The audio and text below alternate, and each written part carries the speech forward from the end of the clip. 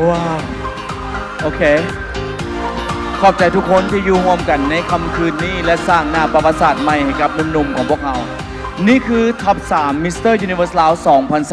2025เฮามีดีลด้วยกัน3ตำแหน่งที่หนุ่มๆจะต้องได้รับ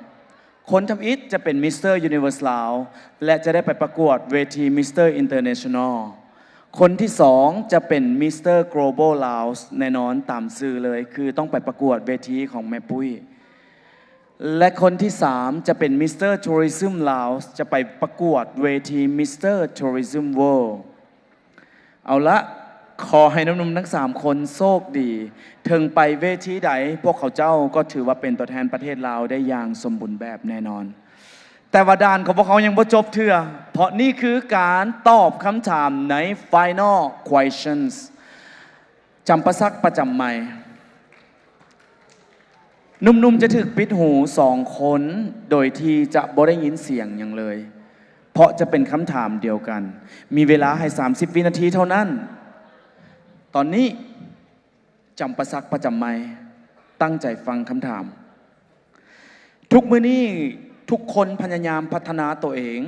เพื่อให้ก้าวกระโดดและทันโลกแห่งยุคสมัยเจ้าเองในฐานะที่จะเป็นมิสเตอร์ยูนิเวอร์สลาวคนต่อไป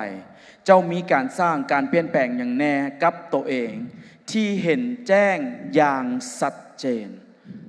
ถ้าพร้อมแล้วเริ่มก่อนอื่นเบิ่เลยเนาะก็คือการเปลี่ยนแปลงที่บ๊อบบี้ตั้งใจมาเฮ็ดก็คือบ๊อบบี้ตั้งใจมาเวทีนี่เพื่อที่จะเซตสแตนดาร์ดใหม่ให้กับเวทีเลยบ๊อบบี้ตั้งใจหลายที่จะมาเวทีนี่แล้วเฮ็ดให้ทุกคนเห็นว่าบ๊อบบี้บ่ได้เก่งเลยทำอิฐในเรื่องของการประกวด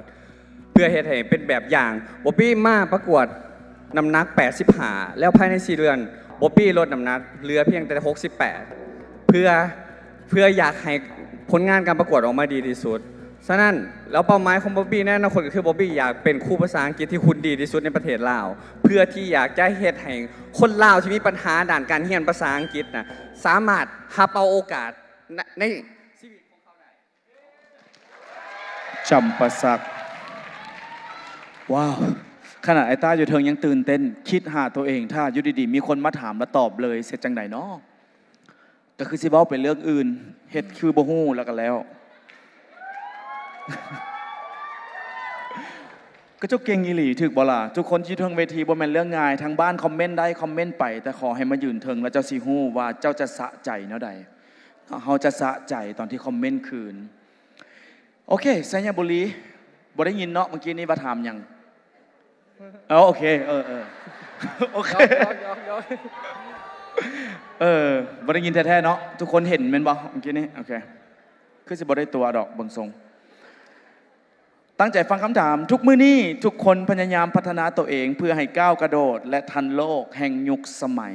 เจ้าเองในฐานะที่จะเป็นมิสเตอร์ยูนิเวอร์สลาวคนต่อไปเจ้ามีการสร้างการเปลี่ยนแปลงอย่างแน่ให้กับตัวเองที่เห็นแจ้งอย่างชัดเจนถ้าพร้อมแล้วเริ่มสำหรับน้องที่น้องมายืนอยู่จุดนี้น้องรู้ว่าการเปลี่ยนความคิดสำคัญที่สุดถ้าเฮาคิดดีเฮาก็ได้ดีถ้าเฮาคิดใหญ่เฮาก็ได้ใหญ่เพราะว่าความคิดนั่นมันต้องเคียงคู่ไปกับการพัฒนาแม่นความคิดการพัฒนา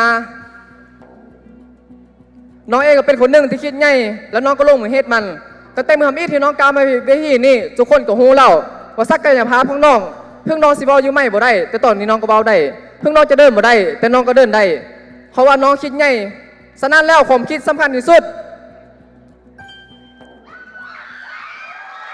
ขอบใจหลายๆไสยบุรีโอเคไปต่อกันกับอุดมไซน้องไซล่าของกองประกวดอุดมไซตั้งใจฟังคำถามเมื่อกี้ได้ยินคำถามบ่ลูกตัวหรือแท้ปะตัวนี้อ่านออกบ่หรือว่าฮู้แล้วตอบเลยได้บ่บ่ฮู้ตอบโอเคขอยอกนิดนึงพอเดึกแล้วเนาะเดี๋ยวตัวหน่อยสิเหงานอนฟังคำถามทุกมื้อนี้ทุกคนพยายามพัฒนาตัวเองเพื่อให้ก้าวกระโดดและทันโลกแห่งยุคสมัย เจ้าเองในฐานะที่จะเป็นมิสเตอร์ยูนิเวอร์สลาวคนต่อไป เจ้ามีการสร้างการเปลี่ยนแปลงอย่างแน่กับตัวเองที่เห็นแจ้งอย่างชัดเจน ถ้าพร้อมแล้วเริ่ม แน่นอนว่ามิสเตอร์ยูนิเวิร์สเป็นคนที่เป็นแบบอย่างที่ดีให้กับทุกคนเป็นคนที่สร้างแรงบันดาลใจให้กับวัยหนุ่มลาวทุกคนและน้องก็อยากเป็นหนึ่งในนั้นเลยต้องพัฒนาตนเองมาก็เลยว่ารู้สึกดีใจที่สุดที่ได้เข้ามาในเวทีนี้รู้สึกได้เข้ามาเป็นท็อป 3 ก็ถือว่าดีที่สุดแล้ว แต่ถ้าน้องได้เป็นมิสเตอร์ยูนิเวิร์สลาวน้องอยากจะเป็นแรงบันดาลใจให้กับเด็กน้อยคือที่น้องอยากเป็นและก็อยากพัฒนา ให้มีความกล้าความสามารถและที่สำคัญที่สุดก็คือนำพาสายสะพายประเทศลาวไปต่อสู้ในเวทีสากลขอขอบใจ ขอบใจกับอุดมไซและนี่คือการตอบคำถามใน Final Questions เดี๋ยวพวกเขาจะกลับเข้ามาพบกับหนุ่มๆอีกครั้งหนึ่งแน่นอนครับรอบสุดท้ายของการแข่งขันกับ Final Look